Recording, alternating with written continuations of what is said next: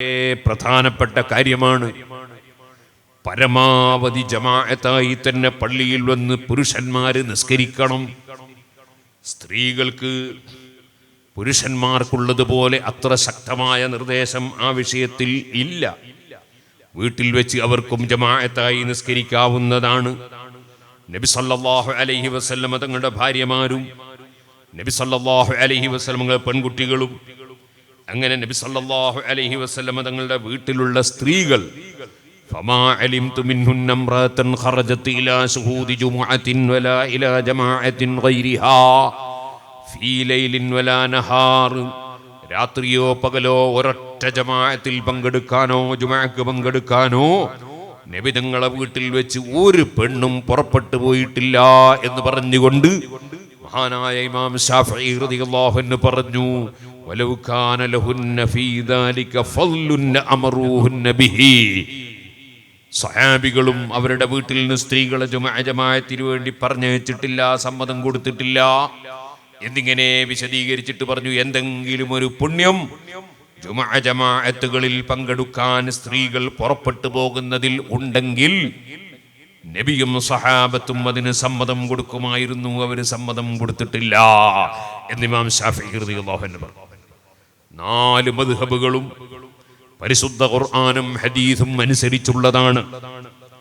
ഞാനിപ്പോ വരുമ്പോ വണ്ടിയിൽ വെച്ച് ഒരാളെ പരിചയപ്പെട്ടു. അദ്ദേഹം ഒരു പ്രായമുള്ള ഡോക്ടറാണ്. ആ ഡോക്ടർ ഇങ്ങനെ സംസാരിക്കുന്നതിനിടയിൽ പല കാര്യങ്ങളും അദ്ദേഹം ചോദിച്ചു. കൂട്ടത്തിൽ അദ്ദേഹം 4 മദ്ഹബിന്റെ ഇമാമിയങ്ങളെ കുറിച്ച് ചോദിച്ചു. ഞാൻ 4 മദ്ഹബും അംഗീകരിക്കപ്പെട്ടതാണെന്നും 4ഉം ഒന്നാണെന്നും പറഞ്ഞപ്പോൾ, 4ഉം ഒന്നാണ് എന്ന് പറഞ്ഞാൽ 5 നേരം നിസ്കരിക്കണം എന്നതിൽ ഒറ്റ മദ്ഹബേ ഉള്ളൂ, 2 മദ്ഹബില്ല. കള്ളു കുടിക്കൽ ഹറാമാണ് എന്നതിൽ 2 മദ്ഹബില്ല. പലിശ വാങ്ങൽ ഹറാമാണ് എന്നതിൽ 2 മദ്ഹബില്ല. റമദാനിൽ നോമ്പെടുക്കണം, അതിൽ 2 മദ്ഹബില്ല. അങ്ങനെ തുടങ്ങിയിട്ട് പ്രധാനപ്പെട്ട കാര്യങ്ങളിലൊന്നും 2 മദ്ഹബിലൊക്കെ ഒന്നാണ്. വളരെ ചുരുങ്ങിയ ചില കാര്യങ്ങളിൽ മാത്രമാണ് ഒന്നിലധികം വീക്ഷണങ്ങളുള്ളത്. അതിന് എല്ലാറ്റിനും തെളിവുള്ളതിനാൽ ഹനഫി മദ്ഹബിന് തെളിവുണ്ട്. കായംകുളത്ത് ഹനഫി മദ്ഹബ് വരേണ്ട സാധ്യതയുള്ള സ്ഥലമാണ് അല്ലേ? ഉണ്ട്, കുറച്ചുണ്ട്. ഹനഫി മദ്ഹബിന് തെളിവുണ്ട്, ശാഫഈ മദ്ഹബിന് തെളിവുണ്ട്, മാലിക്കി മദ്ഹബിന് തെളിവുണ്ട്, ഹംബലി മദ്ഹബിന് തെളിവുണ്ട്. തെളിവില്ലാതെ ഒരു ഇമാമിങ്ങളും ഒന്നും പറഞ്ഞിട്ടില്ല. അവരങ്ങനെ തോന്നിവാസികളല്ല, തെളിവില്ലാതെ പറയുന്നവരല്ല. തെളിവ് നന്നായി നോക്കി ഗ്രഹിക്കാൻ കഴിവുള്ളവരാണവർ. അവരെല്ലാം തെളിവിന്റെ അടിസ്ഥാനത്തിൽ പറഞ്ഞതിനാൽ ആ 4 ഇമാമിങ്ങളും അവരെ അനുയായികളും 4 ആളെയും പരസ്പരം ബഹുമാനിക്കുകയും ആദരിക്കുകയും സ്നേഹിക്കുകയും പരസ്പരം റളിയല്ലാഹു അൻഹു പറയുകയും ചെയ്യുന്നവരാണ്. അപ്പൊ അദ്ദേഹം ചോദിച്ചു, അങ്ങനെ ഞാൻ വിചാരിച്ചു മാലിക്കി മദ്ഹബ് ശിയാക്കളാണ്. ഞാൻ പറഞ്ഞല്ല, ഇമാം മാലിക് റളിയല്ലാഹു അൻഹു ഇമാം ശാഫഈ റളിയല്ലാഹു അൻഹുവിന്റെ ഉസ്താദാണ്. ശാഫഈ ഇമാമിന് വലിയ ബഹുമാനാദരവുള്ള പണ്ഡിതനാണ്. ഞാൻ എന്നിട്ട് പറഞ്ഞു, UAE ഔദ്യോഗികമായി മാലിക്കി മദ്ഹബാണ്, സൗദി അറേബ്യയിൽ ഹംബലി മദ്ഹബാണ്, പാകിസ്ഥാനിൽ ഹനഫി മദ്ഹബാണ്, ഇന്തോനേഷ്യയിലും മലേഷ്യയിലും കേരളത്തിലുമൊക്കെ ശാഫഈ മദ്ഹബാണ്. ബഹുഭൂരിപക്ഷവും അല്ലെങ്കിൽ ഏകദേശവും അല്ലെങ്കിൽ 99.5% എന്നർത്ഥം. ആകയാൽ എല്ലാ ഇമാമിയങ്ങളും തെളിവിന്റെ അടിസ്ഥാനത്തിൽ മാത്രം പറഞ്ഞവരും എല്ലാവരും ആദരിക്കപ്പെടേണ്ടവരും ആണ്. അതിനപ്പുറം പറഞ്ഞവരാണ് പിഴച്ചുപോയത്. 4 മദ്ഹബിന്റെയും പുറത്ത് പറഞ്ഞവർ പിഴച്ചുപോയി. കാരണം വിവരമുള്ളവർ പറഞ്ഞതിനെതിരെ വിവരമില്ലാത്തവൻ പറഞ്ഞ ഫത്വകളാണ്. അത് അംഗീകരിക്കപ്പെടാൻ നിർവാഹമില്ല. ആ മഹാന്മാരായ ഇമാമിങ്ങൾ അവരെല്ലാം പഠിപ്പിച്ചു, സ്ത്രീകൾ ജമാഅത്തിന് വേണ്ടി പുറപ്പെട്ടു പോകേണ്ടതില്ല. അവരെ വീട്ടിൽ വെച്ച് ജമാഅത്തായി നിസ്കരിച്ചാൽ പുണ്യമാണ്. അല്ലെങ്കിൽ അവരുള്ള സ്ഥലത്ത് വെച്ച് ജമാഅത്തായി നിസ്കരിച്ചാൽ പുണ്യമാണ്.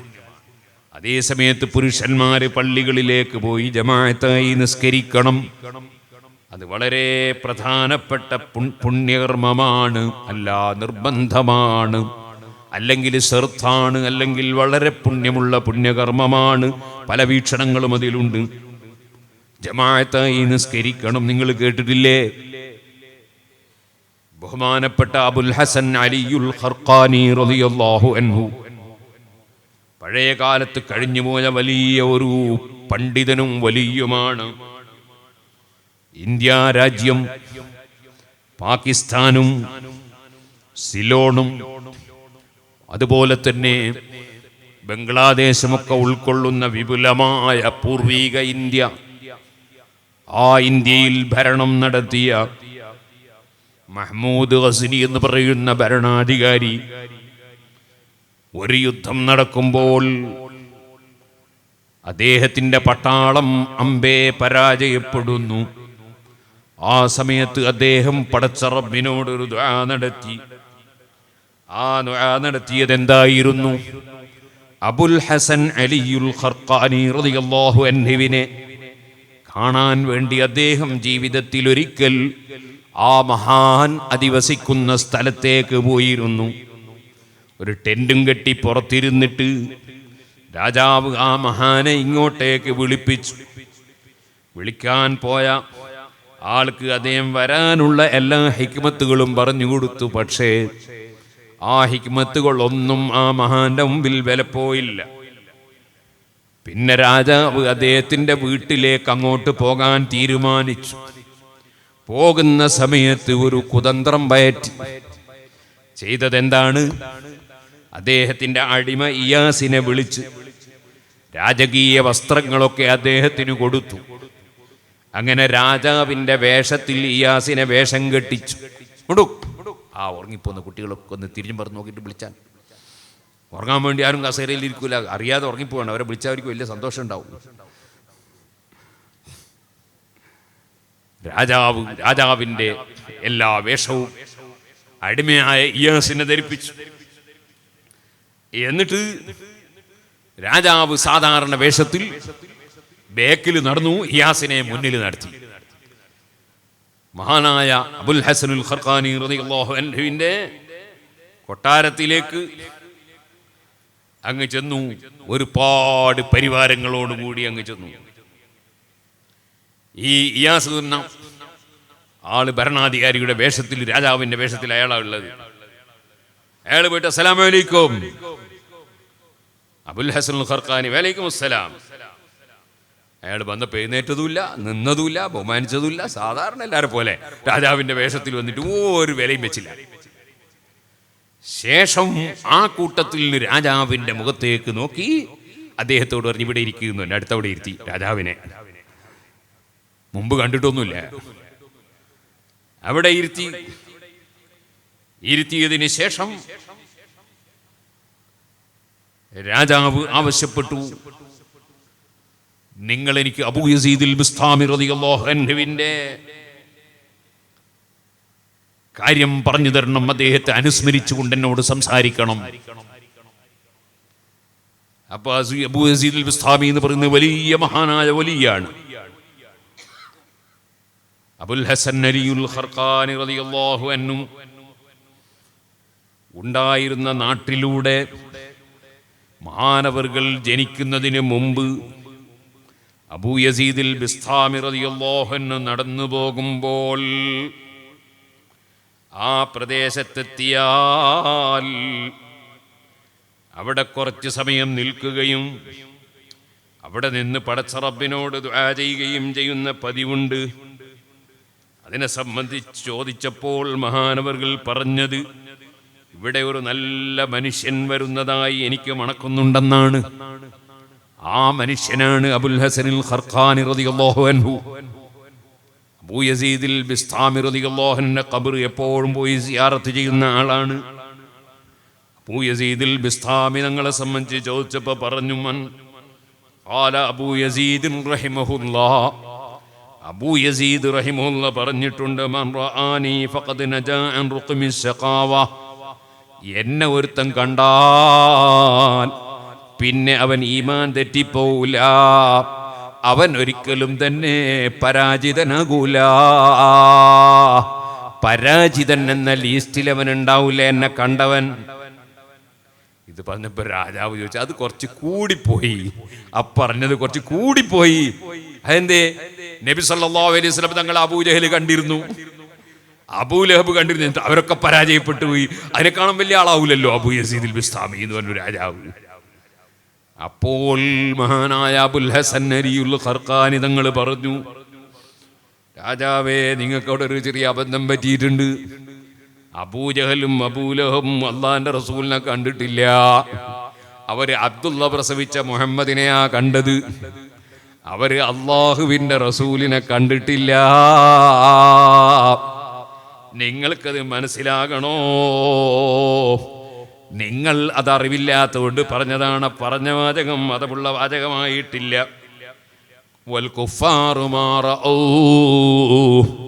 വിശ്വസിക്കാത്ത അബൂജഹലും അബൂലഹബുമൊന്നും അള്ളാന്റെ റസൂലിനെ കണ്ടിട്ടില്ല. അവര് കണ്ണുകൊണ്ട് നോക്കിയിരുന്നു, പക്ഷേ കാണേണ്ടതുപോലെ കണ്ടിട്ടില്ല. അതല്ലേ ഖുർആനിൽ നിങ്ങൾ കണ്ടില്ലേ അതിന്റെ തെളിവ്? വതറാഹും യൻദുറൂന ഇലൈക വഹും ലാ യുബ്സിറൂൻ. സൂറത്തുൽ അഅറാഫിൽ അല്ലാഹ് പറഞ്ഞില്ലേ, അവർ നിങ്ങളിലേക്ക് നോക്കുന്നതായി നിങ്ങൾക്ക് കാണാം, പക്ഷേ അവർ നിങ്ങളെ കാണുന്നില്ല. നോക്കുന്നുണ്ട്, കാണുന്നില്ല എന്ന് പറഞ്ഞാൽ ഉൾക്കാഴ്ച കൊണ്ട് കണ്ടിട്ടില്ല, മനസ്സുകൊണ്ട് കണ്ടിട്ടില്ല. അത് കണ്ടിരുന്നുവെങ്കിൽ അല്ലാഹുവിന്റെ റസൂലിനെ കാണേണ്ടതുപോലെ കണ്ട ഒരാളും പരാജയപ്പെടൂല, പരാജയപ്പെട്ടിട്ടില്ല.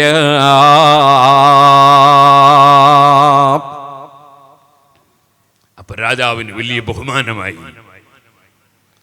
രാജാവ് പോരാൻ നോക്കുന്ന സമയത്ത് പറഞ്ഞു, എനിക്കൊരു വസിയ്യത്ത് ചെയ്തു തരണം. ആ സമയത്ത് 4 വസിയ്യത്തുകൾ രാജാവിനോട് വസിയ്യത്ത് ചെയ്തു. ആ 4 വസിയ്യത്തിൽ പെട്ട ഒന്നാണ് ഹാഫിദ് അലാ അർബഇൻ. 4 കാര്യങ്ങൾ നിങ്ങൾ സൂക്ഷിക്കണേ രാജാവേ. ഒന്നാമതായി അത്തഖ്വാ, നിങ്ങൾ തഖ്വ സൂക്ഷിച്ച് ജീവിക്കണേ. നിങ്ങൾ നല്ല തഖ്വയുള്ള ആളാകണം. തഖ്വ എന്ന് പറഞ്ഞാൽ അതിന്റെ അടിത്തറ നമുക്കറിയാം. അത്തഖ്വാ ഹുന, തഖ്വ ഇവിടെയാണെന്ന് നബി തങ്ങൾ ഹൃദയത്തിന്റെ ഭാഗത്തേക്ക് ചൂണ്ടി പറഞ്ഞല്ലോ. അഹങ്കാരമില്ലാതെ, അസൂയയില്ലാതെ, ഒരാളോടും വിദ്വേഷമില്ലാതെ, ചീത്ത വിളിച്ചാലും തെറി പറഞ്ഞാലും കല്ലെറിഞ്ഞാലും എന്ത് ചെയ്താലും മനസ്സിൽ വിദ്വേഷമില്ലാതെ, വൈരാഗ്യമില്ലാതെ, അസൂയയില്ലാതെ, അഹങ്കാരമില്ലാതെ, മനസ്സ് അല്ലാഹുവിലേക്ക് തിരിഞ്ഞുകൊണ്ട് പ്രസംഗിക്കുന്നവന്റെ മനസ്സിൽ എന്റെ പ്രസംഗം കേട്ട് ജനങ്ങളെല്ലാം എന്നെ പുകഴ്ത്തണം, എന്റെ പ്രസംഗത്തിന് തക്ബീർ ചൊല്ലണം, എന്റെ കൈപിടിച്ച് ചുംബിക്കണം, എന്നെ ബഹുമാനിക്കണം, എന്റെ പേര് പത്രത്തിൽ വരണം, ചാനലിൽ കാണണം, എന്റെ ഫോട്ടോ കാണണം. ഇങ്ങനത്തെ ചിന്ത പ്രസംഗകന്റെ മനസ്സിൽ കടന്നു വരരുത്. പ്രസംഗം കേൾക്കുന്നവർ സംഭാവന കൊടുക്കുമ്പോ ഞാൻ വലിയ കൊടുതിക്കാരനാണെന്ന് ജനങ്ങൾക്ക് തോന്നണം എന്ന ചിന്ത കടന്നു വരരുത്. കേൾക്കുന്ന സമയത്ത് തഖ്വയോടെ കേൾക്കണം. കേട്ട് പഠിക്കുന്ന കാര്യങ്ങൾ ജീവിതത്തിൽ പകർത്താൻ ശ്രമിക്കണം. അതിന്റെ ശ്രമം നടത്തുന്നതിന്റെ പുറമെ അതിന്റെ തൗഫീഖിന് റബ്ബിനോട് പ്രാർത്ഥിക്കണം. നല്ല കാര്യങ്ങൾ നടപ്പാക്കുമെന്ന് അതേ സദസ്സുകളിൽ നിന്ന് പ്രതിജ്ഞ എടുക്കണം. അങ്ങനെ നല്ല തഖ്വയുടെ ബോധം, അതേ നീ ശരിക്കും അൻ തഅബുദല്ലാഹ കഅന്നക തറാഹ് ഫഇല്ലം തകുൻ തറാഹു ഫഇന്നഹു യറാക്. അല്ലാഹുവിനെ കാണുന്നത് പോലെ വളരെ സൂക്ഷ്മതയോടെ ഏത് ഇബാദത്തുകളും നിർവഹിക്കണം. നീ അവനെ കാണുന്നില്ലെങ്കിലും അവൻ നിന്നെ കാണുന്നുണ്ടല്ലോ. അതുകൊണ്ട് നിസ്കാരത്തിൽ കടന്നാൽ അച്ചടക്കത്തോടെ നിസ്കരിക്കണം. അല്ലാഹു അക്ബർ പറഞ്ഞ് നിസ്കാരത്തിൽ കടന്നവൻ പിന്നെ അവന്റെ നിസ്കാരത്തിൽ കുപ്പായം പിടിച്ച് താഴ്ത്തരുത്. പലരും നിസ്കാരത്തിൽ കടന്ന് തക്ബീർ ചൊല്ലിയാൽ ഉടനെ ശൈത്താൻ തോന്നിപ്പിക്കും കുപ്പായം ചുളിഞ്ഞിട്ടുണ്ട്. ഉടനെ തന്നെ മുന്നോട്ട് വന്ന് പിടിച്ച് താഴ്ത്തി, ബേക്കോട്ട് വന്ന് പിടിച്ച് താഴ്ത്തി, അങ്ങനെ 4 അനക്കം അനങ്ങി നിസ്കാരം ബാത്തിലാക്കി. വേറെ ചിലര് നിസ്കാരത്തിലും കടന്നതിന്റെ ശേഷം മുസ്ലിയാർക്ക് ചിലപ്പോൾ തോന്നി താടി ശരിയായിട്ടില്ല, മെല്ലെ താടിയൊക്കെ കൂടി നിസ്കാരത്തിൽ ഒന്ന് ശരിയാക്കി. സുബ്ഹാനല്ലാഹ്. വേറെ ചിലർക്ക് തോന്നി തലേക്കെട്ട് റെഡിയായിട്ടില്ല, തലേക്കെട്ടൊന്ന് റെഡിയാക്കി. ഇങ്ങനെ ഓരോരുത്തർക്കും ഓരോ തോന്നൽ ശൈത്താൻ തോന്നിപ്പിച്ച് നിസ്കാരം ബാത്തിലാക്കാനുള്ള ശ്രമം ശൈത്താൻ നടത്തുമ്പോൾ നമ്മൾ ആലോചിക്കണം, നമ്മളെ നേരെ അപ്പുറത്ത് ഉസ്താദ് ശരിക്കും നമ്മളെ നിസ്കാരം നോക്കുന്നുണ്ടെങ്കിൽ ഈ കളിയൊന്നും കളിക്കൂല കേട്ടോ. ഉസ്താദ് ശരിക്കും നമ്മളെ നിസ്കാരം വീക്ഷിക്കുന്നുണ്ടെങ്കിൽ നിസ്കാരത്തിൽ തലയെക്കെട്ട് നന്നാക്കലോ താടി ശരിയാക്കലോ അല്ലെങ്കിൽ കൈ കൊണ്ട് കുപ്പായം പിടിച്ച് താത്തലൊന്നും താഴ്ത്തൂല. പക്ഷേ ഉസ്താദിനല്ല നിസ്കരിക്കുന്ന അല്ലാഹ്ക്കാ. ഇന്നല്ലാഹ കാന അലൈക്കും റഖീബാ. അല്ലാഹു ശരിക്കും നമ്മളെ ഓരോ സെക്കൻഡും വീക്ഷിച്ചുകൊണ്ടിരിക്കുന്നുണ്ട്. അവന് നിസ്കരിക്കുന്ന നിസ്കാരം അച്ചടക്കത്തോടെ നിസ്കരിക്കണം, ഖുശൂഅോടെ നിസ്കരിക്കണം, സുജൂദിന്റെ സ്ഥാനത്തേക്ക് നോക്കി നിസ്കരിക്കണം, മറ്റ് ചിന്തകൾ വരാതിരിക്കാൻ വേണ്ടി ശ്രമിക്കണം. അതുകൊണ്ട് ആ വിശക്കുന്ന സമയത്ത് ഭക്ഷണം തയ്യാറാണോ, ഭക്ഷണം കഴിച്ചിട്ട് നിസ്കരിക്കണം. കാരണം വിശപ്പോടെ നിസ്കരിക്കുമ്പോൾ മനസ്സിന് സാന്നിധ്യം കിട്ടൂല. വിസർജനം വേണമെന്ന്, ബാത്റൂമിൽ പോകണമെന്ന് തോന്നുന്നവൻ അത് കഴിഞ്ഞിട്ട് നിസ്കരിക്കണം. ഭക്തി കിട്ടാനാണ്. മറ്റെന്തെങ്കിലും അതുപോലത്തെ വിഷയങ്ങളുണ്ടെങ്കിൽ അതങ്ങ് കഴിച്ചിട്ട് നിസ്കരിക്കണം. ഭക്തിയോടെ നിസ്കരിക്കണം. ഭക്തിയില്ലാതെ നിസ്കരിക്കുന്നവന് നിസ്കാരം വലിയ ഭാരമാണ്. ഇന്നഹാ ലകബീറത്തുൻ ഇല്ലാ അലൽ ഖാശിഈൻ. ചിലർക്ക് സുബ്ഹിക്ക് എഴുന്നേൽക്കാൻ കഴിയുന്നില്ല, മറ്റ് ചിലർക്ക് നിസ്കരിക്കാൻ സാധിക്കുന്നില്ല. സുന്നത്ത് നിസ്കരിക്കാൻ മടി തോന്നുന്നു. കാരണം ഭക്തിയില്ലാഞ്ഞിട്ടാണ്. ശരിക്ക് അല്ലാഹുവിന് ഞാൻ സമർപ്പിക്കുന്ന ഏറ്റവും പ്രധാനപ്പെട്ട ഇബാദത്ത് എന്ന നിലക്ക്, എൻ്റെ യജമാനനായ റബ്ബിനോട് ഞാൻ നടത്തുന്ന സംഭാഷണമാണെന്ന നിലക്ക് നിസ്കരിക്കുമ്പോൾ ഞാനത് പറയണോ? നിങ്ങളുടെ കേരളത്തിലെ മുഖ്യമന്ത്രിയോട് സംഭാഷണം നടത്താൻ നിങ്ങൾക്കൊരവസരം കിട്ടിയാൽ, ഇന്ത്യൻ പ്രധാനമന്ത്രിയോടോ അല്ലെങ്കിൽ പ്രസിഡന്റിനോടോ അല്ലെങ്കിൽ അതാ സുപ്രീം കോടതിയിലെ ചീഫ് ജസ്റ്റിസിനോടോ നിങ്ങൾക്ക് സംഭാഷണത്തിന് അവസരം കിട്ടിയാൽ, അമേരിക്കയുടെ പ്രസിഡന്റിനോട് സംഭാഷണത്തിന് അവസരം കിട്ടിയാൽ പോകട്ടെ, അതൊക്കെ ഭൗതികമായുള്ള വിഷയമാണല്ലോ. നമ്മൾ വളരെ ബഹുമാനിക്കുന്ന ഒരു പണ്ഡിതനോട് കുറെ സമയം സംസാരിക്കാൻ കിട്ടിയാൽ, ഒരു സയ്യിദിനോട് കുറെ സമയം ചർച്ചക്ക് അവസരം കിട്ടിയാൽ, എന്തിനധികം പറയണം, സ്നേഹിക്കപ്പെടുന്ന ഭർത്താവിനോട് കുറെ സമയം സംസാരിക്കാൻ ഭാര്യയ്ക്ക് കിട്ടിയാൽ സന്തോഷമല്ലേ? കൂടുതൽ അവസരം കിട്ടാൻ ആഗ്രഹമല്ലേ? എങ്കിലെല്ലാ രാജാക്കന്മാരെയും മടക്കി ഭരിക്കുന്ന മാലിക്കുൽ മുലൂക്ക് തബാറക്കല്ലദീ ബിയദിഹിൽ മുൽക്ക് വഹുവ അലാ കുല്ലി ശൈഇൻ ഖദീർ. സർവ അധികാരവും കൈവശത്തിലിരിക്കുന്ന, സർവ അധികാരവും അതാ ഉള്ളവനായ യജമാനനായ റബ്ബിനോട് സംഭാഷണത്തിന് അവസരം കിട്ടിയാൽ വഖുറത്തു ഐനി ഫിസ്സലാഹ്, എൻ്റെ സന്തോഷം മുഴുവനും നിസ്കാരത്തിലാണ്. അഷ്റഫുൽ ഖൽഖ് മുഹമ്മദുർ റസൂലുള്ളാഹി സല്ലല്ലാഹു അലൈഹി വസല്ലം പറഞ്ഞില്ലേ, നമുക്ക് ഭാരമാകുന്നത് ഭക്തിയില്ലാഞ്ഞിട്ടാണ്. അല്ലാഹു തആല നമുക്ക് ഖുശൂഅോടുകൂടെ നിസ്കരിക്കാനുള്ള ഭാഗ്യം നൽകട്ടെ. ഓ സുഹൃത്തുക്കളെ, അങ്ങനെ നല്ല മനസ്സ്, അല്ലാഹുവിലേക്ക് തിരിഞ്ഞ മനസ്സ്, അല്ലാഹു എൻ്റെ രഹസ്യവും പരസ്യവും അറിയുന്നു എന്ന ചിന്ത, അങ്ങനെയുള്ള നല്ല ഒരു മനസ്സോടെ അല്ലാഹു കൽപ്പിച്ചതെല്ലാം എടുക്കുന്നു, അവൻ വിരോധിച്ചതെല്ലാം ഒഴിക്കുന്നു. അങ്ങനെയുള്ള ഭക്തിപൂർവകമായ ജീവിതം, അതാണല്ലോ തഖ്വ.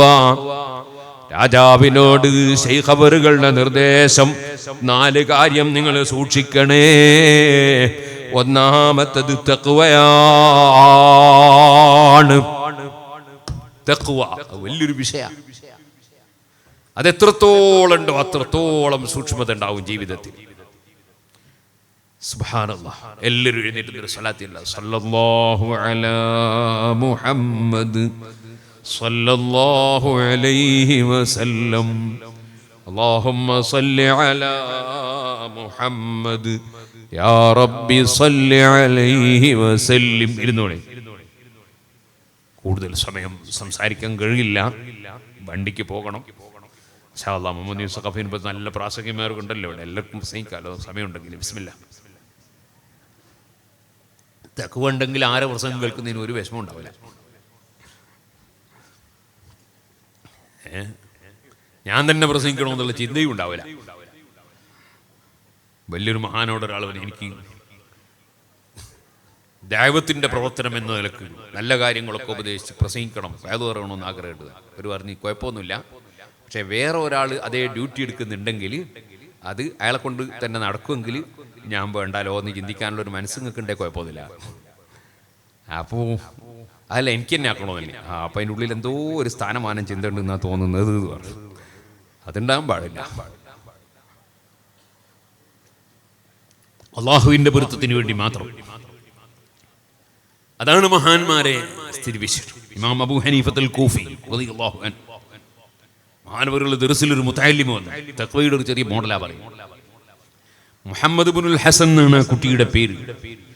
പിൽക്കാലത്ത് ഇമാം ഷാഫിഈ റളിയല്ലാഹു അൻഹുവിന്റെ കാലത്ത് ജീവിക്കുകയും ഇമാം ഷാഫിഈ റളിയല്ലാഹു അൻഹു പോലെ വലിയ വലിയ പണ്ഡിതന്മാരുമായി ധാരാളം ചർച്ചകളിൽ പങ്കെടുക്കുകയും ഒക്കെ ചെയ്തിട്ടുള്ള വലിയ ഇമാമാണ് മുഹമ്മദ് ഇബ്നുൽ ഹസൻ റളിയല്ലാഹു അൻഹു. പക്ഷേ ഈ കുട്ടി ദർസിൽ വരുമ്പോ കുട്ടിക്ക് താടിയും മീശയും മുളച്ചിട്ടില്ല. അറബിയിൽ അത്തരം കുട്ടികൾക്ക് അമ്രദ് എന്ന് പറയും. താടിയും മീശയും മുളക്കാത്ത ഭംഗിയുള്ള കുട്ടിയാണ്. ഒരു പ്രാവശ്യം ആ കുട്ടിയെ കയറി വന്നപ്പോൾ കണ്ടു. ഇമാം അബൂ ഹനീഫ റളിയല്ലാഹു അൻഹു തഖ്വയാണ് ഞാൻ പറയുന്നത്. പിന്നെ ആ കുട്ടിയുടെ മുഖത്ത് നോക്കിയില്ല.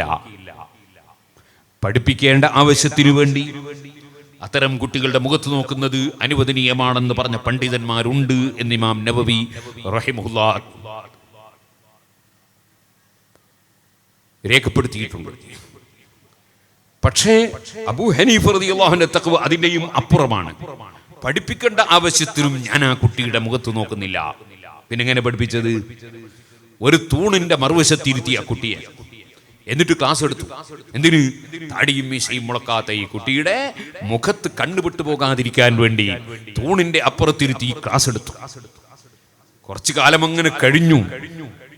ഒരു ദിവസം ഒരാൾ കുറെ ചീർപ്പുകൾ, താടി വാരാനുള്ള ചീർപ്പുകൾ കുറെ ഹദിയ കൊണ്ട് കൊടുത്തു അബൂ ഹനീഫ റളിയല്ലാഹു അൻഹു. ഉസ്താദിന് ഹദിയ കിട്ടിയാൽ മുതഅല്ലിമീങ്ങൾക്ക് വിതരണം ചെയ്യും. അങ്ങനെയാണ് മുതഅല്ലിമീങ്ങളെ സ്നേഹിക്കുന്ന ഉസ്താദുമാര്. ഒരു 10 കിലോ മാങ്ങ കിട്ടിയാൽ തീർത്തും അയാൾ തന്നെ തിന്നൂല, കുട്ടിയേക്കും കൊടുക്കും. ഒറ്റ മാങ്ങയാണെങ്കിൽ ചിലപ്പോൾ കൊടുക്കാനുണ്ടാവില്ല. ഇത് ഒരു ചീർപ്പല്ല കിട്ടിയത്, കുറെ ചീർപ്പാണ്. അപ്പൊ മുതഅല്ലിമീങ്ങൾക്കൊക്കെ ചീർപ്പ് വിതരണം ചെയ്തു. മുഹമ്മദ് ഇബ്നുൽ ഹസൻ എന്ന കുട്ടിക്ക് കൊടുത്തില്ല. അപ്പൊ മറ്റുള്ള കുട്ടികൾ മുഹമ്മദിന് കിട്ടിയിട്ടില്ല. താടിയില്ലാത്തവരെന്തിനാണ് മക്കളെ ചീർപ്പ്? താടിയില്ലല്ലോ. അപ്പൊ കുട്ടികൾ പറഞ്ഞു, അവന് താടി മുളച്ചിട്ട് കുറെ കാലായി ഉസ്താദെ. താടി മുളച്ച വിവരം ഉസ്താദായ അബൂ ഹനീഫ റളിയല്ലാഹു അൻഹു അറിഞ്ഞിട്ടില്ല. താടി മുളച്ചിട്ട് കുറെ കാലായി. കാരണം പിന്നെ അങ്ങോട്ട് മുഖത്ത് നോക്കിയിട്ടില്ല. അപ്പൊ പറഞ്ഞാ പിന്നെ ഒന്നും അവനും കൊടുക്കാൻ. ഒരു ചീർപ്പ് മുഹമ്മദ് ഇബ്നുൽ ഹസൻ റളിയല്ലാഹു അൻഹുവിനും കൊടുത്തു. അത് മുതൽക്ക് പിന്നെ മുഖത്ത് നോക്കാൻ തുടങ്ങി. ഇതാണേ മുതഅല്ലിമീങ്ങളെ, ഇതാണേ മുഅ്മിനീങ്ങളെ, മഹാന്മാരുടെ തഖ്വയുടെ മോഡൽ. വലിയ ശ്രദ്ധയാണ്. നമ്മളിപ്പോ ഒരു ദർസിൽ പോയാൽ ആ ദർസിൽ ധാരാളം മുതഅല്ലിമീങ്ങൾ ഉണ്ടാകും. അല്ലാഹു മുതഅല്ലിമീങ്ങൾക്കെല്ലാം നാഫിയായ ഇൽമു നമുക്കും ഏറ്റിത്തരട്ടെ. ആ മുതഅല്ലിമീങ്ങൾ നല്ല നീയത്തോടെ ഉസ്താദിന്റെ കൈപിടിക്കാൻ വരും. അവരെ മനസ്സിലുള്ള നീയത്ത് എന്താണ്? ഉസ്താദിന്റെ കൈപിടിച്ച ബർക്കത്ത് കിട്ടണം എന്നാണ്. പക്ഷേ ഉസ്താദ് ചിന്തിക്കണം, ഞാൻ ഈ കൈ കൊടുക്കുന്ന മുതഅല്ലിമ് താടിയും മീശയും മുളക്കാത്ത ഭംഗിയുള്ള ആൺകുട്ടിയാണോ? അവന് മുസാഫഹത്ത് ചെയ്യൽ ഹറാമാണെന്ന് ഫതുഹുൽ മുഈനിൽ ഓതിക്കൊടുത്തവനാണ് ഉസ്താദ്. മറ്റ് കിതാബുകളിൽ ഓതിക്കൊടുത്തവനാണ് ഉസ്താദ്. അതേ അമ്രദിന്റെ കൈപിടിച്ച് മുസാഫഹത്ത് ചെയ്യൽ ഹറാമാണ്. അപ്പൊ പിന്നെ ഈ കുട്ടികൾ ബർക്കത്തിന് വേണ്ടി വന്നാൽ ഉസ്താദ് കൈ കൊടുത്തില്ലെങ്കിൽ കുട്ടികളെ മനസ്സിന് വല്ലായ്മയുണ്ടാകും. അങ്ങനെയാണെങ്കിൽ ആ കുട്ടികളുടെ തലയെക്കെട്ടിന്റെ മേലെ ഒന്ന് കൈവച്ചു കൊടുത്ത് വിട്ടോട്ടെ. മുസാഫഹത്ത് ഹറാമാണെന്ന് എല്ലാ ഇമാമീങ്ങളും രേഖപ്പെടുത്തിപ്പോയി. അപ്പൊ മുതഅല്ലിമീങ്ങൾക്ക് ഈ മസ്അല പഠിപ്പിക്കലും നിർബന്ധമാണ്. പഠിപ്പിച്ചാ പിന്നെ അവർ കൈ നീട്ടി ഇങ്ങോട്ട് വരൂല. തടിയും മീശയും മുളക്കാത്ത ഭംഗിയുള്ള ആൺകുട്ടികൾ മുസാഫഹത്ത് ചെയ്യാൻ വരൂല. കാരണം അവരെ പോലെയുള്ള കുട്ടികളല്ലാത്തവർക്ക് കൈകൊടുക്കൽ ഹറാമാണ്. ഏതുപോലെ നമ്മുടെ വനിതാ കോളേജിൽ പഠിക്കുന്ന കുറെ പെൺകുട്ടികളുണ്ട്. ആ കുട്ടികൾക്കൊക്കെ വലിയ ആഗ്രഹമുണ്ട് ഉസ്താദിന്റെ കൈയൊന്ന് പിടിക്കണം, പക്ഷേ കൈ കൊടുക്കൽ ഹറാമാണ്. അതുപോലെ ഈ കുട്ടികൾക്കും കൈ കൊടുക്കൽ ഹറാമാണ്.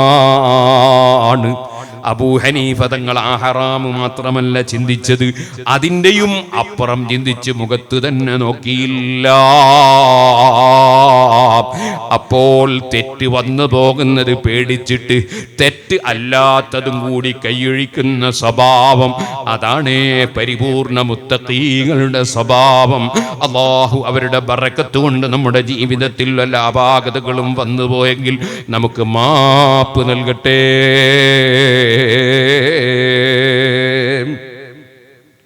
ഓ സുഹൃത്തുക്കളെ, ഒന്നാമതായി 4 വസിയത്ത് ചുരുക്കി പറഞ്ഞ് ഞാൻ നിർത്തട്ടെ.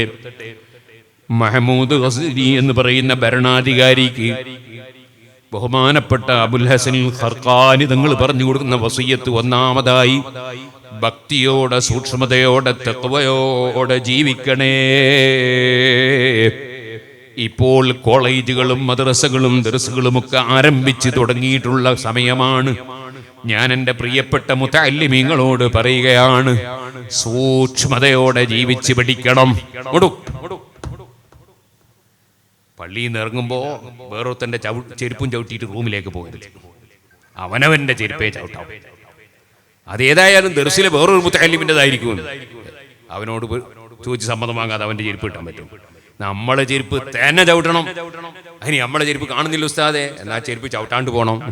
വേറൊരുത്തനും ചവിട്ടി പോകാൻ പാടില്ല. സൂക്ഷ്മത വേണം. കുട്ടിക്കാലത്തേ സൂക്ഷ്മത വേണം. ഞാൻ മർക്കസിൽ പഠിക്കുന്ന കാലത്ത് ചിലപ്പോ ഞാൻ SSFന്റെ പ്രവർത്തകരും കൂടി ആയതുകൊണ്ട് കുറച്ച് അവിടെ ഇവിടെ ആയി പോകും. പക്ഷേ ഒരൊറ്റ ദിവസത്തെ ക്ലാസ് നഷ്ടപ്പെടുത്തൂല. ക്ലാസ് കൃത്യമായി പങ്കെടുക്കും. അപ്പൊ ചിലപ്പോൾ ഭക്ഷണം കഴിക്കുന്ന സമയത്ത് കുറച്ച് കഴിഞ്ഞ് വന്നു നോക്കിയാൽ ഭക്ഷണം ക്യാൻറ്റീനിൽ തീർന്നുപോയി. അപ്പൊ ക്യാൻറ്റീനിലുള്ള ജോലിക്കാരൊന്നും സാധാരണക്കാരാണ്. അവർ ചിലപ്പോൾ ഒരു യതീം ഖാനയിൽ ഉണ്ടോ നോക്കട്ടെ എന്ന് പറയും. ഞാൻ പറയും ഞാൻ കഴിക്കൂല. യതീം ഖാനയിലെ ഭക്ഷണം ശരീഅത്ത് കോളേജിലെ എനിക്ക് ജൈസായിക്കൊള്ളണമെന്നില്ല. അത് യതീം കുട്ടികളുടെ ഭക്ഷണമാണ്. സൂക്ഷ്മത എന്ന് പറയുന്നത് എല്ലാ രംഗത്തും വേണം. ഏറ്റവും വേണ്ടത് ഭക്ഷണത്തിലും വസ്ത്രത്തിലുമാണ്. ഭക്ഷണവും വസ്ത്രവും ഹറാമ് കലർന്നാൽ പിന്നെ ദുആക്ക് ഇജാബത്തില്ല, മനുഷ്യന് പിന്നെ വിജയമില്ല. ദുബായിലേക്ക് പോയി കഫീലിനെ പരിചയപ്പെട്ട് മുതലാളിയുടെ ബിസിനസ് എങ്ങനെയുണ്ട് എനിക്ക് പിടിച്ചെടുക്കാൻ എന്ന് ചിന്തിക്കുന്ന ചില തൊഴിലാളികളുണ്ട്. തൊഴിലെടുത്തവന്റെ കൃത്യമായ വേതനം കൊടുക്കാതെ അതും കൂടി എൻ്റെ സമ്പാദ്യത്തിലേക്ക് ചേർക്കാൻ എങ്ങനെ കഴിയുമെന്ന് ചിന്തിക്കുന്ന ചില മുതലാളിമാരുണ്ട്. പാവപ്പെട്ടവരുടെ സക്കാത്ത് കൃത്യമായി കണക്ക് കൂട്ടി കൊടുക്കാതെ 2.5% സക്കാത്തിന്റെ സംഖ്യ വീണ്ടും അവന്റെ സംഖ്യ തടിപ്പിക്കാൻ വേണ്ടി സക്കാത്ത് കൊടുക്കാതെ ബിസിനസ് പിന്നെയും ആ സക്കാത്തിന്റെ സംഖ്യ കൊണ്ടും ബിസിനസ് നടത്തുന്ന മുതലാളിമാരുണ്ട്. പറയട്ടെ, ഇതൊന്നും വിജയത്തിന്റെ ലക്ഷണമല്ല കേട്ടോ. നന്നായി ശ്രദ്ധിക്കണം. സൂക്ഷ്മത വേണം. എല്ലാ സ്ഥലങ്ങളിലും സൂക്ഷ്മത വേണം. ജ്യേഷ്ഠന്റെ ഭാര്യയെയും സ്കൂട്ടറിന്റെ പിന്നിൽ ഇരുത്തിയിട്ട് യാത്ര ചെയ്യരുത്. മോട്ടോർ സൈക്കിളിന്റെ പിന്നിൽ അതാ ഭാര്യയുടെ അനുജത്തിയെയും ഇരുത്തിയിട്ട് യാത്ര ചെയ്യരുത്. സുബ്ഹാനല്ലാഹ്, അന്യപുരുഷന്റെ കൂടെ ഒരു പെണ്ണും യാത്ര ചെയ്യരുത്. സുബ്ഹാനല്ലാഹ്, ഇന്നും അന്യപുരുഷന്റെ കൂടെ പാപ്പ ഉമ്മയുടെ സമ്മതമില്ലാതെ പോകാൻ ഒരുങ്ങിയ ഒരു പെൺകുട്ടിയുടെ വിഷയത്തിൽ മണിക്കൂറുകളോളം ഞാൻ സംസാരിച്ചിട്ടുണ്ട്. ഉത്തരവാദി ആരാണ്? പെൺകുട്ടിയാണോ? ആ പെൺകുട്ടി അന്യപുരുഷന്മാർക്ക് സംസാരിക്കാൻ പഠിക്കുന്ന സ്ഥലത്തും പഠിപ്പിക്കുന്ന സ്ഥലത്തുമൊക്കെ അതാ സ്വതന്ത്രമായി വിട്ടുകൊടുക്കുന്ന രക്ഷിതാക്കൾക്ക് അതിൽ ഉത്തരവാദിത്വമില്ലേ? പരിശുദ്ധ ഇസ്ലാമിന്റെ നിയമപ്രകാരം സുന്നത്തായ ഹജ്ജ് ഉംറക്ക് പോലും പോകുമ്പോൾ കാണാനും തൊടാനും പറ്റുന്നൊരു വ്യക്തി വേണമെന്നല്ലേ പ്രബലമായ പക്ഷം. ആകയാൽ സൂക്ഷ്മതയില്ലാത്ത ജീവിതം അപകടങ്ങളിലേക്ക് ചെന്ന് ചാടിക്കുന്നു. സൂക്ഷ്മതയോടെ ജീവിക്കണം, തഖ്വയോടെ ജീവിക്കണം. ഒന്നാമത്തെ ഉപദേശം തഖ്വയാണ്. രണ്ടാമത് പറയുന്നു വസ്സലാത്തി ബിൽ ജമാഅ. രാജാവേ ജമാഅത്തായി നിസ്കരിക്കണേ. മഹ്മൂദ് ഗസ്നിയോട് ഉപദേശം നൽകുന്നു അബുൽ ഹസനുൽ ഖർഖാനി തങ്ങള്. ജമാഅത്തായി നിസ്കരിക്കണേ. രാജാവ് വലിയ തിരക്കുള്ള ആളല്ലേ, എന്നാലും ജമാഅത്തായി നിസ്കരിക്കണം. പുരുഷന്മാർ ലാ സലാത്ത ലിജാരിൽ മസ്ജിദി ഇല്ലാ ഫിൽ മസ്ജിദി. പള്ളിയുടെ തൊട്ടടുത്ത് പള്ളിയിൽ നിന്ന് ബാങ്ക് കേൾക്കുന്നവർ, അവർക്ക് പള്ളിയിൽ വെച്ചല്ലാതെ പരിപൂർണ നിസ്കാരമില്ല എന്നല്ലേ നബിതങ്ങൾ പഠിപ്പിച്ചിട്ടുള്ളത്. കണ്ണിന് കാഴ്ചയില്ലാത്ത ഇബ്നു ഉമ്മി മക്തൂം റളിയല്ലാഹു അൻഹുവിന് പോലും ജമാഅത്തിന് വരുന്നതിന് ഇളവ് കൊടുത്തില്ലല്ലോ. അതുകൊണ്ട് പുരുഷന്മാര് കഴിവിന്റെ പരമാവധി ജമാഅത്തായി നിസ്കരിക്കണം. വകദാ ഇദാ തറക സലാത്ത ജമാഅ മിൻ ഗൈരി ഉദിരിൻ ബൽ ബിഅയ്യതകാസലാ വകദാ തർകുൽ ലിറവാതിബി വസുനൻ ഇന്നുകിദത് ഫഅലം ഹുവ സുദബത്തുലാ. എൻ്റെ പ്രിയപ്പെട്ട മുതഅല്ലിമീങ്ങളെ, ജമാഅത്തിന് പങ്കെടുക്കാത്ത മുതഅല്ലിമീങ്ങൾ ആഖിറത്തിന് വേണ്ടി ഇൽമു പഠിക്കുന്ന മുതഅല്ലിമീങ്ങളല്ല, ദുനിയാവിന്റെ കാര്യലാഭത്തിന് പഠിക്കുന്നവരാണെന്നല്ലേ അത് കീഴിൽ പറഞ്ഞിട്ടുള്ളത്. ജമാഅത്തായി നിസ്കരിക്കണം. ഞാൻ പുല്ലൂക്കര ജമാഅത്ത് പള്ളിയിൽ പഠിക്കുമ്പോ മുതഅല്ലിമീങ്ങൾ ജമാഅത്തിന് കുറച്ച് വൈകിപ്പോയി. ജമാഅത്ത് നിസ്കാരം കഴിഞ്ഞപ്പോ ഉസ്താദ് കുട്ടികളൊക്കെ വിളിച്ചു കൂട്ടിയിട്ട് പറഞ്ഞു, ഈ കുളത്തിൽ നിറയെ വെള്ളമുണ്ട്, ഇവിടെ ധാരാളം തവളകളുണ്ട്, ആ തവളകളിൽ പലതും ചത്തൊടുങ്ങിപ്പോയി. ഞാൻ കാരണം ചോദിച്ചപ്പോൾ പറഞ്ഞു വെള്ളം കിട്ടാഞ്ഞിട്ടാണ്, കുളത്തിന്റെ വക്കിൽ ചത്തു കിടക്കുന്നത് തവള. പിന്നെ ഞങ്ങൾക്ക് മനസ്സിലായത് പള്ളി താമസിക്കുന്ന മൂല്യന്മാർ ജമാഅത്തിനകത്തായിട്ട് പറഞ്ഞതാ. ഏത് കുളത്തിന്റെ വക്കിൽ തവളകൾ ചത്തു കിടക്കുന്നു, വെള്ളം കിട്ടാതെ. അങ്ങനെയായി പോരുത്. തൊട്ടടുത്ത വീട്ടിലുള്ള സാധാരണക്കാരെല്ലാം ജമാഅത്തിന്, സുബഹിന്റെ ജമാഅത്തിന് ഫസ്റ്റ് തന്നെ വന്ന് സുന്നത്ത് കരിക്കാൻ മുതഅല്ലിമീങ്ങളുടെ അവസാനത്തെ തഹിയ്യാത്തിൽ വന്ന് തുടരുന്നു. അങ്ങനെയായി പോകരുത്. അതുപോലെ നമ്മൾ കുട്ടിക്കാലത്ത് നല്ല ശീലങ്ങൾ വേണം. ഞാനിപ്പോ അടുത്തൊരു നിക്കാഹിന് പോയി. ബഹുമാനപ്പെട്ട ഖലീൽ തങ്ങൾ നിക്കാഹിന് കാത്തുനിൽക്കുന്നു. വേറെയും പല നേതാക്കന്മാരും കാത്തുനിൽക്കുന്നു. നിക്കാഹ് തുടങ്ങുന്നില്ല. ചോദിച്ചപ്പോ പറഞ്ഞെന്തറിയോ, ഈ നിക്കാഹ് നടത്തുന്ന ഈ വരന്റെ കൂടെ പഠിച്ചതോ പഠിക്കുന്നതോ ആയ കുറെ മുതഅല്ലിമീങ്ങൾ അവരെ ഉസ്താദ് വന്ന് കാത്തുനിൽക്കുന്നുണ്ട്. നിൽക്കുന്നതിനറിയോ, മുതഅല്ലിമീങ്ങൾ എത്താഞ്ഞിട്ട്. സുബ്ഹാനല്ലാഹ്. മുതഅല്ലിമീങ്ങൾക്ക് വലിയ തിരക്ക്. ഉസ്താദ് വന്ന് കാത്തുനിൽക്കുന്നു, ഖലീൽ തങ്ങൾ കാത്തുനിൽക്കുന്നു. മുതഅല്ലിമീങ്ങൾക്ക് വലിയ തിരക്ക്, അവരെത്തിയിട്ടില്ല, അവരെ കാത്തുനിൽക്കുന്നു. അതിനേക്കാളും വലിയ രസം കേൾക്കണം നിങ്ങൾക്ക്. ശവ്വാൽ 10 ദർസ് കൊടുക്കുന്നു. ശവ്വാൽ 10 ഉസ്താദുമാരെല്ലാം വന്ന് ഫാത്തിഹ ഓതി ദ്വാരക്കുന്നു. ഹാജരെടുത്ത് നോക്കി, കുറെ കുട്ടികൾ എത്തിയിട്ടില്ല. പോയിട്ട് എത്രയായി?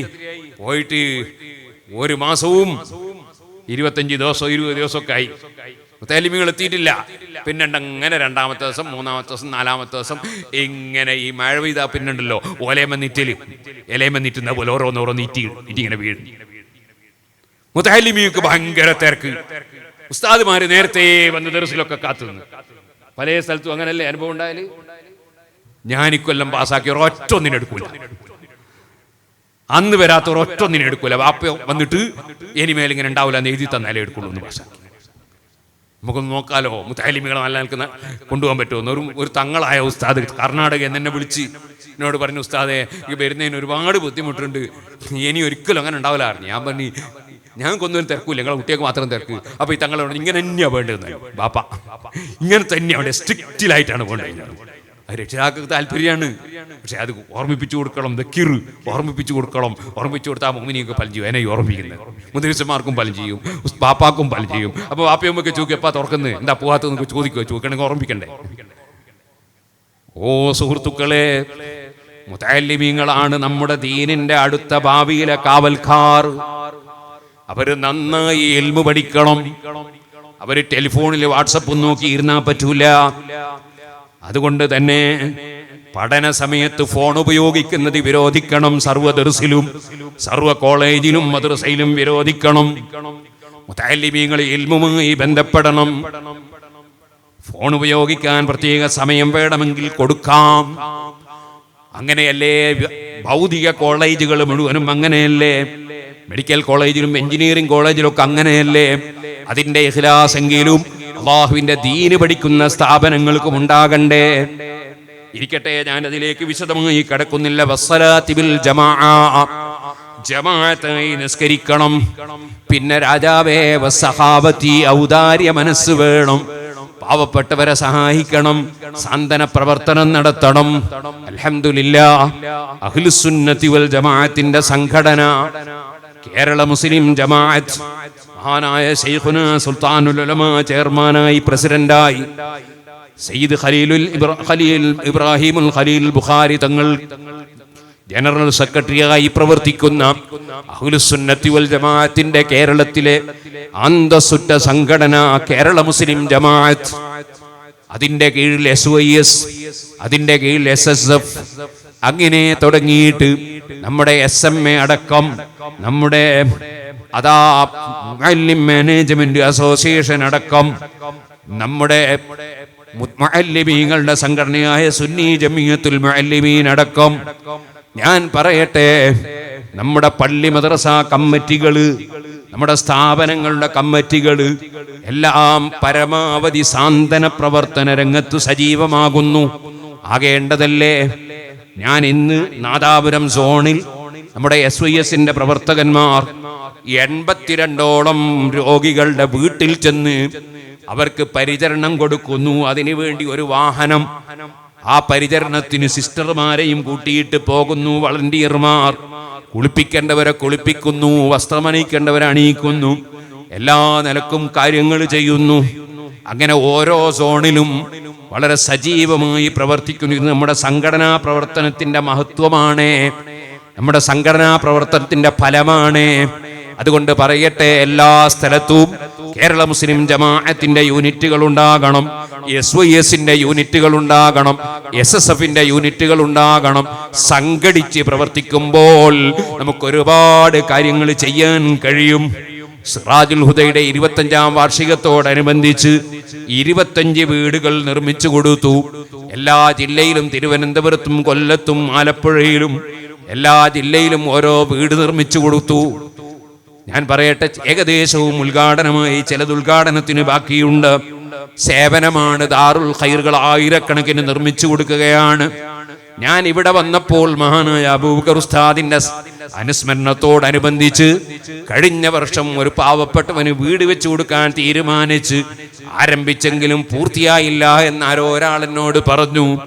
വാഗ്ദത്തം ചെയ്തവർ വളരെ പെട്ടെന്ന് കൊടുക്കണം, അല്ലാത്തവരും കൊടുത്തത് പൂർത്തീകരിച്ച ആ പാവപ്പെട്ട മനുഷ്യന് അവിടെ വെച്ച് നിസ്കരിക്കാൻ, അവിടെ അന്തിയുറങ്ങാൻ, അവിടെ വെച്ച് കുടുംബജീവിതം നയിക്കാൻ നമ്മളെപ്പോലൊരു വീട് അദ്ദേഹത്തിന് വെച്ചു കൊടുത്താൽ അതിന് റബ്ബ് തരുന്ന പ്രതിഫലത്തിന് കണക്കില്ല കേട്ടോ. മുഅ്മിനീങ്ങളെ വല്ലവനും സന്തോഷിപ്പിച്ചാൽ ഫഖദ് സർറനി, അവൻ എന്നെ സന്തോഷിപ്പിച്ചവനാണ്. വമൻ സർറനി ഫഖദ് സർറല്ലാഹ്, എന്നെ സന്തോഷിപ്പിച്ചാൽ അവൻ അല്ലാഹുവിന്റെ തൃപ്തി നേടിയവനാണ്, അല്ലാഹുവിനെ സന്തോഷിപ്പിച്ചവനാണ്. വമൻ സർറല്ലാഹ്,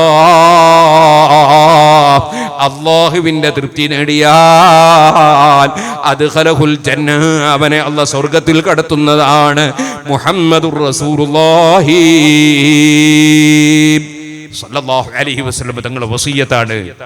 ആളുകളെ മനസ്സിൽ സന്തോഷം ഉണ്ടാക്കി കൊടുക്കുക. എന്തായിരിക്കും സന്തോഷം? ഞാൻ 2 ദിവസം മുമ്പ് ഒരു സ്ഥലത്ത് മലപ്പുറം ജില്ലയിൽ ഒരു വീട് ഉദ്ഘാടനം ചെയ്തു. അവിടെ ഒരു സ്ഥാപനത്തിന്റെ കീഴിൽ നിർമ്മിച്ചു കൊടുത്തതാണ്.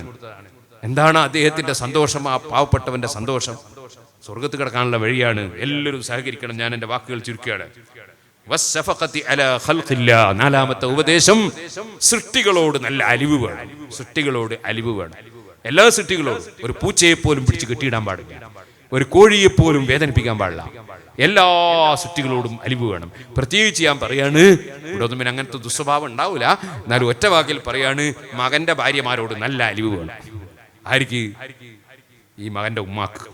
പല സ്ഥലത്തും ഉണ്ടാകുന്ന കംപ്ലൈന്റ് ആണ്, എന്ത് ഉമ്മയും ഭാര്യയും തമ്മിൽ ഒക്കുന്നില്ല. എന്തുകൊണ്ടാണ്? അലിവില്ലാഞ്ഞിട്ട്.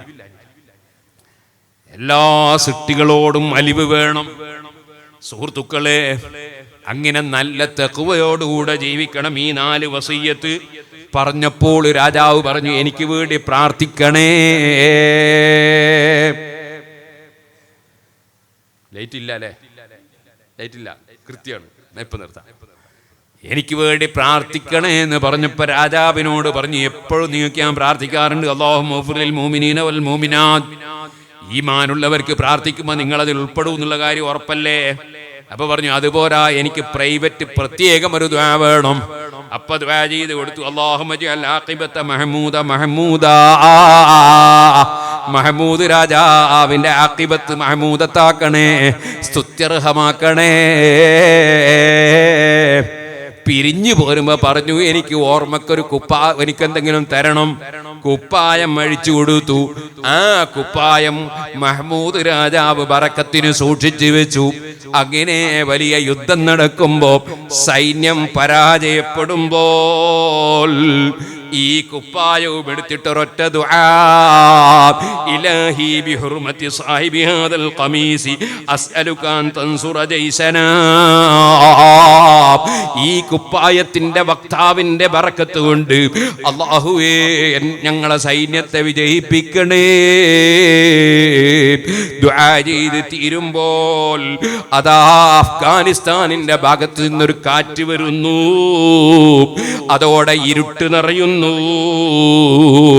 എതിരാളികളായ സൈന്യങ്ങൾ പരസ്പരം വെട്ടിക്കുത്തി അവര് നശിക്കുന്നു. അദ്ദേഹം വിജയം കൈവരിക്കുന്നു. അന്നത്തെ ദിവസം രാജാവ് സ്വപ്നത്തിൽ കാണുന്നു. ചോദിക്കുകയാണ് ശൈഖ് അവറുകൾ, നിങ്ങൾക്ക് ആ പ്രാർത്ഥിക്കുന്ന സമയത്ത് എൻ്റെ സൈന്യത്തെ വിജയിപ്പിക്കണം, എതിര് സൈന്യത്തെ പരാജയപ്പെടുത്തണമെന്ന് പ്രാർത്ഥിക്കുന്നതിന് പകരം അവരെല്ലാവരെയും ഈ കുപ്പായത്തിന്റെ വക്താവിന്റെ ബറക്കത്ത് കൊണ്ട് ഹിദായത്താക്കണേ എന്ന് നിങ്ങൾ ദുആ ചെയ്തെങ്കിൽ അവരൊക്കെ ഹിദായത്താകൂലായിരുന്നോ? സുഹൃത്തുക്കളെ, ഹിദായത്തില്ലാത്ത കക്ഷികളും അവരും ഹിദായത്താകണം എന്ന ചിന്തയിൽ വേണം നമ്മുടെ പ്രാർത്ഥനകളും പ്രവർത്തനങ്ങളും എന്ന് ഈ സമയത്ത് ഉണർത്തി ഞാൻ എൻ്റെ വാക്കുകൾ നിർത്തട്ടെ. അല്ലാഹു ജല്ല ജലാലുഹു, അല്ലാഹുവിൻ്റെ ദീനിന് ഇഖ്ലാസോടെ ഖിദ്മത്ത് ചെയ്യാൻ നമുക്കെല്ലാവർക്കും, നമ്മുടെ എല്ലാ പ്രവർത്തകർക്കും, നേതാക്കൾക്കും, സഹകാരികൾക്കും വലിയ തൗഫീഖ് നൽകട്ടെ. അർഹമുർ റഹീമീനായ റബ്ബേ, ബഹുമാനപ്പെട്ട അബൂബക്കർ മുസ്ലിയാർ അവറുകൾ വലിയ സേവനം ചെയ്ത ആളാണ്. ഞങ്ങളുടെ ദൃഷ്ടിയിൽ അദ്ദേഹം ഒരുപാട് നന്മ ചെയ്ത ആളാണ്. അദ്ദേഹത്തിന്റെ അമലുകളൊക്കെ നീ കബൂൽ ചെയ്യണേ അല്ലാ. ഞങ്ങളെ അമലും നീ കബൂൽ ചെയ്യണേ അല്ലാ. ഇവിടെ ദീനിന്റെ സ്ഥാപനങ്ങൾ നടത്താനും നല്ല പ്രവർത്തനങ്ങൾ നടത്താനും ആര് ഈ പരിപാടിയുമായി സഹകരിച്ചവരുണ്ടോ, സഹകരിക്കുന്നവരുണ്ടോ, സഹായിച്ചവരുണ്ടോ, സഹായിക്കുന്നവരുണ്ടോ, പ്രവർത്തിച്ചവരുണ്ടോ, പ്രവർത്തിക്കുന്നവരുണ്ടോ, അവരെല്ലാവരെയും ഞങ്ങളെയും നീ ഏറ്റെടുത്ത് സഹായിക്കണേ അല്ലാ. അവർക്കും ഞങ്ങൾക്കും ആഖിബത്ത് നന്നാക്കി തരണേ അല്ലാ. ജീവിക്കുന്ന കാലത്തോളം ഇസ്സത്തോടെ തഖ്വയോടെ റബ്ബേ നിന്റെ പൊരുത്തത്തിൽ ആരോഗ്യത്തോടെയുള്ള ജീവിതം തരണേ അല്ലാ. ആര് ഏത് രോഗം കൊണ്ട് ബുദ്ധിമുട്ടുന്നവരെവിടെയുണ്ടോ, ഞാനിവിടെ വന്നപ്പോൾ സിറാജുൽ ഹുദയിലേക്ക് വലിയ നേർച്ചകൾ ഏൽപ്പിച്ചവരുണ്ട്, പലരും വലിയ ഫലം കിട്ടിയതായി പറഞ്ഞവരുണ്ട്. റബ്ബേ, ആര് ഞങ്ങളെ സ്ഥാപനങ്ങളിലേക്ക് നേർച്ച ചെയ്തോ, സദഖ ചെയ്തോ, എല്ലാവർക്കും അവരുടെയും ഞങ്ങളുടെയും നല്ല ഉദ്ദേശങ്ങൾ നീ നിറവേറ്റണേ അല്ലാ. രോഗികളുടെ രോഗമേതാണെങ്കിലും ഞങ്ങൾക്കുള്ള രോഗങ്ങളും നീ ശിഫ നൽകണേ അല്ലാ. അപകടങ്ങൾ, മുസീബത്തുകൾ, പെട്ടെന്നുള്ള മരണങ്ങളിൽ നിന്ന് കാക്കണേ അല്ലാ. വിദേശത്തും നാട്ടിലും ബിസിനസ് നടത്തുന്നവർ, ജോലിയെടുക്കുന്നവർ, കൃഷി ചെയ്യുന്നവർ, പഠിക്കുന്നവർ, പഠിപ്പിക്കുന്നവർ, ചികിത്സിക്കുന്നവർ, അങ്ങനെ ഏത് രംഗത്ത് ആരുണ്ടോ എല്ലാവർക്കും അവരവരുടെ രംഗങ്ങളിൽ ഖൈറും ബറക്കത്തും ഏറ്റിത്തരണേ അല്ലാ. അവസാനം നല്ല ഒരു സമയം, നല്ല ഒരു ദിവസം, നല്ലവരും നല്ലതുമായും ബന്ധപ്പെടുന്നതിനിടയിൽ ഏറ്റവും നല്ല കലിമ ലാ ഇലാഹ ഇല്ലല്ലാഹ്, ആ മഹത്തായ കലിമ ചൊല്ലി നിന്റെ റഹ്മത്തിന്റെ മലക്കുകൾ വന്ന് സമാധാനിപ്പിക്കുന്ന വിധം സ്വർഗത്തിന്റെ ചിത്രം കണ്ട് മരിക്കാൻ ഭാഗ്യം തരണേ അല്ലാ. ഞങ്ങളെ പ്രിയപ്പെട്ട ത്വാഹ ഉസ്താദിനും ഞങ്ങളെ സർവ്വ പണ്ഡിതന്മാർക്കും ആലിമീങ്ങൾക്കും മുഅ്മിനീങ്ങൾക്കും അവരെ പിന്നിൽ പാറ പോലെ ഉറച്ചു നിന്ന് SYS-ന്റെയും SSF-ന്റെയും മുസ്ലിം ജമാഅത്തിന്റെയും മറ്റ് ദീനീ പ്രവർത്തനങ്ങളുടെയും രംഗത്ത് മുന്നേറുന്നവർക്കും അവരോട് സഹകരിക്കുന്നവർക്കും ഞങ്ങൾക്കെല്ലാവർക്കും ഞങ്ങളുടെ നേതാക്കൾക്കും സഹകാരികൾക്കും നിന്റെ പൊരുത്തത്തിൽ ദീർഘായുസ്സും ആഫിയത്തും തൗഫീഖും ഹിമ്മത്തും ഏറ്റിത്തന്ന് ഞങ്ങളെല്ലാം അർശിന്റെ തണലിൽ സന്തോഷത്തിൽ ഒരുമിച്ച് കൂട്ടണേ അല്ലാ. മരിച്ചുപോയ അബ്ദുൽ ഹമീദ് ഹാജി അടക്കം, മമ്മു ഹാജി അടക്കം മരണപ്പെട്ട ഇന്ന് മരിച്ചവരും മുമ്പ് മരിച്ചവരും എല്ലാവരെ ഖബറിലും സന്തോഷം നൽകണേ അല്ലാ. ബിറഹ്മതിക യാ അർഹമർ റഹീമീൻ.